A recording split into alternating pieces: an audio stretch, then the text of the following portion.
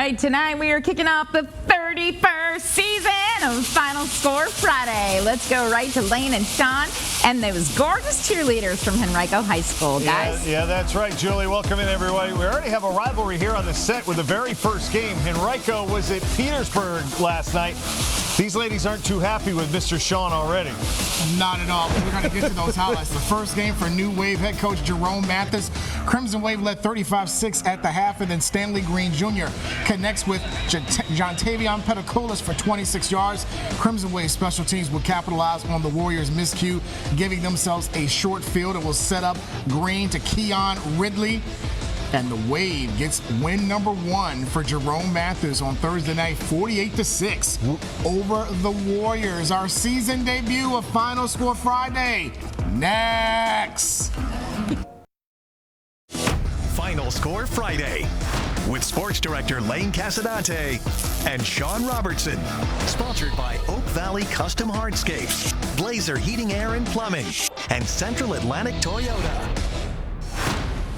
Good evening, everyone. Welcome to our 31st season of Final Score Friday here on CBS 6. The cheerleaders from Henrico are in studio with us to kick off the 2025 season. We got a lot to get to on our very first night, starting with some history. The first ever meeting between St. Christopher's and second-ranked Huguenot. Both teams boasting talent that will play on Saturdays in the very near future. But before that, each of them had designs on their individual state championships as each team was excused from their postseason prematurely a year ago.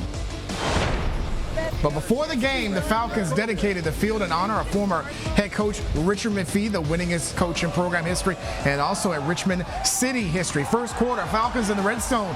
Charles Scott will get picked off by EB Elijah Brandon, and he won't stop until he'll meet his reservation for a pick six. 95 yards the other way. The touchdown gives the Saints a 7-0 lead going into the break.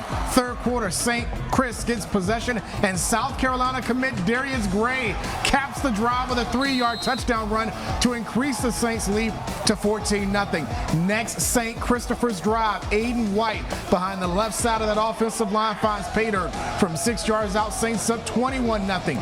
Huguenot would answer on their next drive behind Michigan commit Markel Dabney, a 4-yard touchdown run to make it 21-6. But St. Chris would pick Scott off twice on the night, the last of which from Colin Johnson to seal a 21-6 win, snapping the Falcons' 11-game regular season home winning streak dating back to November of 2022. First games of the year are always so tricky. You never have enough time to prepare. You're not prepared for every situation. But this group of young men played together. They played team football. They played extremely hard. They didn't play perfect. And obviously we had a good result.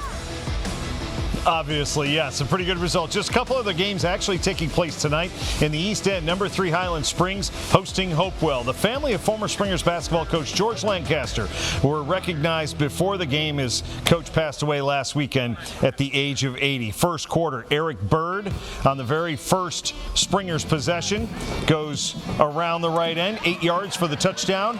And just like that, the Springers have a 7-0 lead. First Hopewell possession, Brian Moore trying to set up the screen.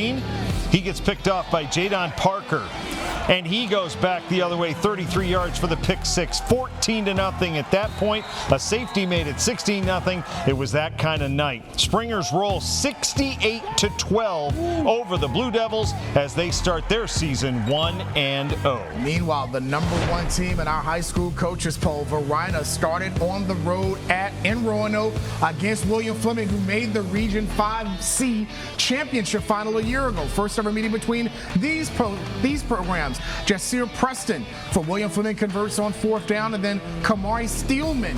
Watch him make a play as Preston gets this one on 4th down. Then Steelman will leap over defenders for the touchdown right there to give William Fleming the early lead. But Johan Payton for Varina comes up with the recovery there for the interception. Varina cruises 41-14. Caleb Weiss, 3 touchdowns passing and added a rushing touchdown in the win.